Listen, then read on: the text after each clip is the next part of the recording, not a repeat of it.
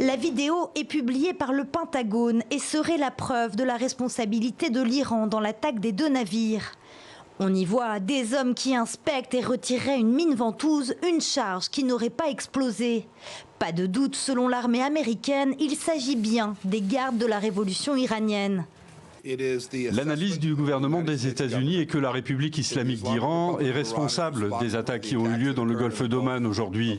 Cette analyse est basée sur le renseignement, les armes utilisées, le niveau d'expertise nécessaire pour exécuter l'opération. Des accusations sans fondement selon les autorités iraniennes. Washington et ses alliés arabes sont passés au plan B, celui du sabotage diplomatique et du maquillage de son terrorisme économique contre l'Iran.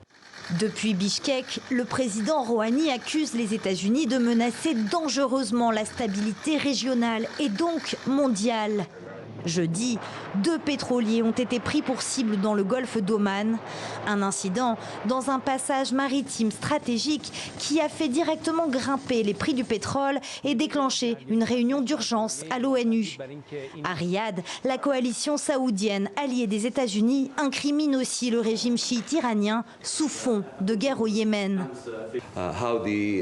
Si l'on regarde les déclarations et annonces récentes du régime iranien sur la façon dont il allait fermer ce détroit, et si l'on regarde aussi les actions des Houthis en mer, on peut affirmer que ces actions sont liées. C'est donc une escalade mise en place par l'Iran.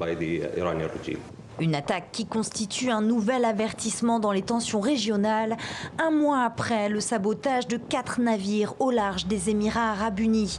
Un acte pour lequel Téhéran avait déjà été montré du doigt par Washington.